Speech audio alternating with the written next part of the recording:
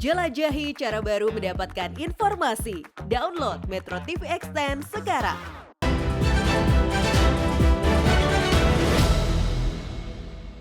Jangan ada dusta KPU dan Bawaslu.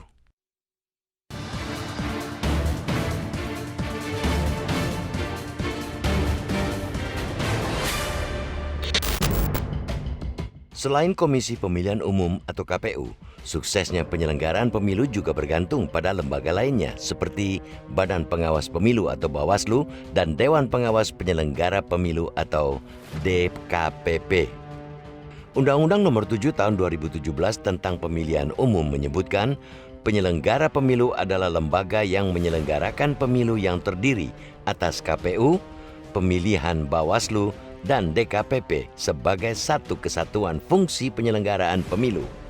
Perhelatan pemilu untuk memilih anggota Dewan Perwakilan Rakyat, anggota Dewan Perwakilan Daerah, Presiden dan Wakil Presiden, dan untuk memilih anggota Dewan Perwakilan Rakyat Daerah secara langsung oleh rakyat. Sesuai amanat undang-undang itu, ketiga lembaga tersebut harus bekerja sama, tidak bisa berjalan sendiri-sendiri. Tapi yang terjadi belakangan ini, dua lembaga itu, terutama KPU dan Bawaslu, terlihat tidak akur. Senin 7 Agustus lalu, Bawaslu bahkan melaporkan semua komisioner KPU ke DKPP terkait akses sistem informasi pencalonan atau SILON. Bawaslu membuat aduan karena tidak mendapat akses memadai dari KPU untuk melihat dokumen persyaratan bakal calon anggota legislatif atau caleg pemilu 2024. Mereka pun sudah berkali-kali mengirim surat ke KPU, namun tak ditanggapi. Undang-Undang Nomor 7 Tahun 2017 tentang Pemilihan Umum mengamanatkan tugas dan wewenang Bawaslu antara lain melakukan pencegahan dan penindakan terhadap pelanggaran pemilu dan sengketa proses pemilu, pencalonan sampai dengan penetapan pasangan calon, calon anggota DPR, calon anggota DPD, dan calon anggota DPRD sesuai dengan ketentuan peraturan perundang-undangan. Oleh karena itu, informasi mengenai pencalonan penting agar Bawaslu dapat melakukan mitigasi risiko kerawanan sebagai upaya mencegah terjadinya pelanggaran. Ketua Bawaslu RI, Rahmat Bagja mengatakan, kebijakan KPU memberikan akses hanya ketika Bawaslu punya temuan dugaan pelanggaran itu janggal. Sebab, bagaimana mungkin Bawaslu menemukan dugaan pelanggaran ketika Bawaslu tidak bisa melihat dokumen persyaratan bakal caleg? Petugas Bawaslu hanya diperbolehkan melihat dokumen persyaratan bakal caleg di aplikasi SILON di komputer verifikator selama 15 menit saja.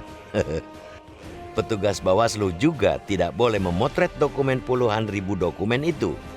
Bawaslu kesulitan mengawasi proses verifikasi, termasuk pengawasan terhadap keaslian ijazah para bakal caleg. Agar pemilu berlangsung jujur dan adil, pihak penyelenggara pemilu tentu harus mengantisipasi berbagai potensi kecurangan. Hal ini penting dilakukan agar tidak memicu berbagai sengketa di kemudian hari. Pengawasan dalam setiap tahapan menjadi krusial, termasuk untuk mengecek masalah administratif, apakah dokumen telah lengkap, palsu atau tidak, dan sebagainya. Dalam konteks inilah, Bawaslu merasa berkepentingan dapat mengakses SILON. KPU sebagai pemilik akses semestinya juga terbuka. Apa alasan atau kendalanya sehingga Bawaslu sulit memperoleh akses seputar pencalonan?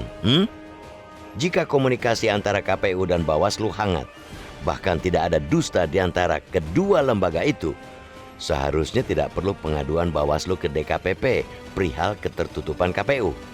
Apabila ada informasi yang dikecualikan oleh KPU berdasarkan Undang-Undang Nomor 14 Tahun 2008 tentang keterbukaan informasi publik, tinggal menyampaikan hal itu ke Bawaslu. Ketimbang ribut berpolemik yang dampaknya buruk di mata publik, lebih baik kedua lembaga ini meningkatkan komunikasi dan koordinasi agar tercipta pemilu yang betul-betul berkualitas. Bagaimana masyarakat mau antusias dan berpartisipasi pada penyelenggaraan pesta demokrasi ini jika panitia penyelenggaranya justru malah sibuk berseteru? Ingat, sebagai salah satu unsur dalam demokrasi, Pemilu juga merupakan sarana pendidikan politik, bukan untuk mempertontonkan perseteruan yang penuh intrik. Sudah saatnya KPU dan Bawaslu berhenti berpolemik.